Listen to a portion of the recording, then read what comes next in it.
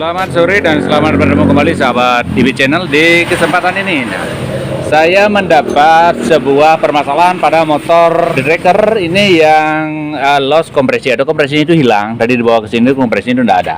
Nah, salahnya itu sangat ringan sekali karena terjadi kebocoran kompresi. Dan tentunya hal ini juga menyebabkan, ini kawan saya ini juga dia kebingungan, itu kira-kira dikira itu adalah sehernya yang jebol. Nah, kenapa berpikir kepada seher yang jebol? Karena sehernya ini sudah di oversize, artinya dia sudah di bore up menggunakan seher seher 72.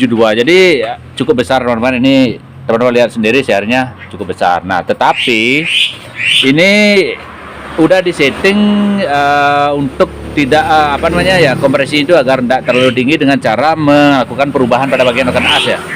Noken as ini juga sudah lipnya itu sudah dirubah ulang. Nah, tentu saja ini bukan saya yang mengerjakan teman-teman, karena untuk sistem perubahan seperti ini itu bore up settingan seperti ini saya tidak begitu paham ya tentang masalah itu.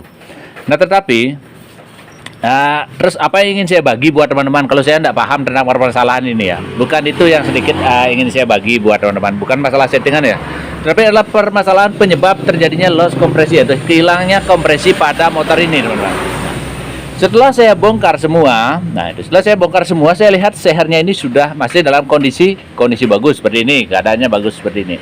Nah, jadi tentu saja yang punya motor saya sendiri pun bisa lega lah, artinya pekerjaan itu tidak akan separah-parah seperti apa yang saya bayangkan awalnya.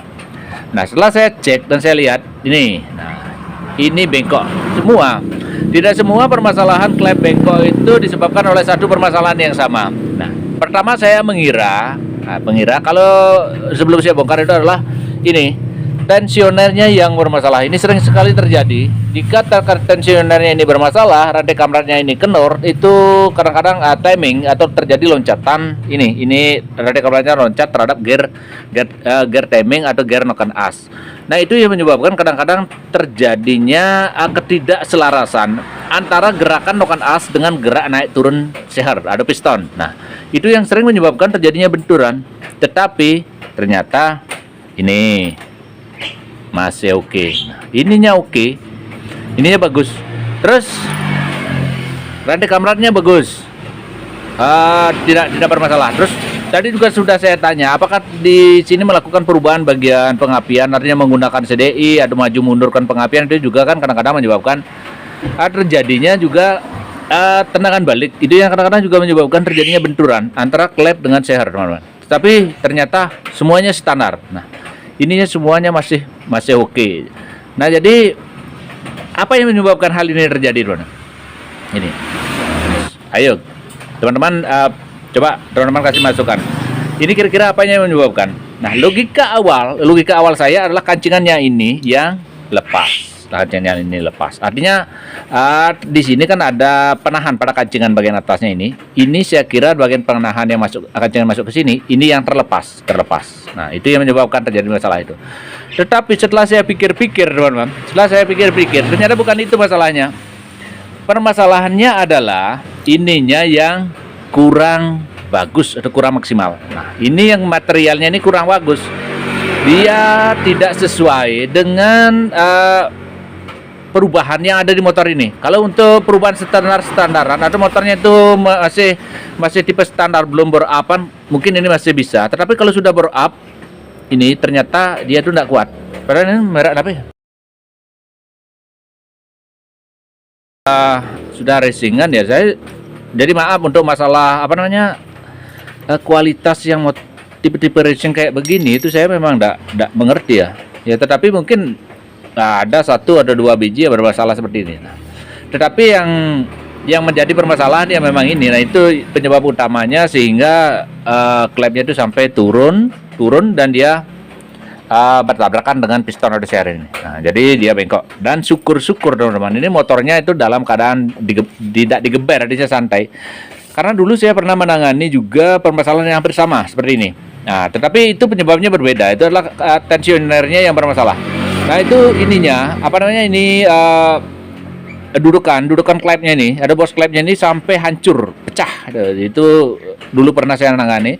Tetapi di sini syukur ini kondisinya masih oke, jadi cukup ganti klep sama pir klep ya. Pir klep itu nanti tinggal kita pasang dan sudah bisa hidup kembali. Nah, motor ini baru up berapa bulan ya? Baru 3 bulan, teman-teman. 3 bulan, tetapi sudah pernah dibawa terabas lah, udah dibawa digeber-geber udah. Dan anehnya lagi nih motornya macet, ini bukan pada saat digeber, tapi pada saat santai. Jadi permasalahan utama kalau menurut saya itu adalah ini.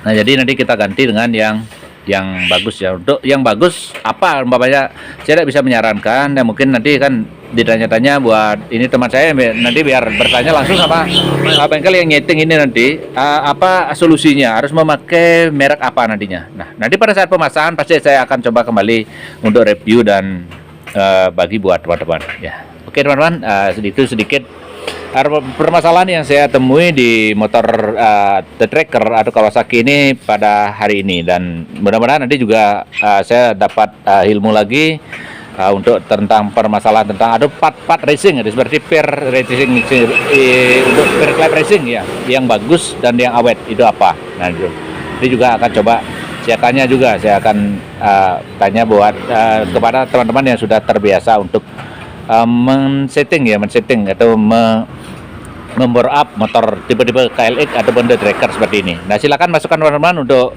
membantu saya dalam bekerja dan membantu teman saya ini juga, biar nanti tidak kejadian seperti ini, per klepnya itu patah, tidak terulang kembali. Oke teman-teman, dari Desa Pupuan, Kecamatan Pupuan, Kabupaten Tabanan, saya IB Channel mengucapkan terima kasih atas kunjungan teman-teman di channel saya dan di video ini. Atas segala kekurangannya saya maaf yang sebesar-besarnya. Oke, salam IB Channel.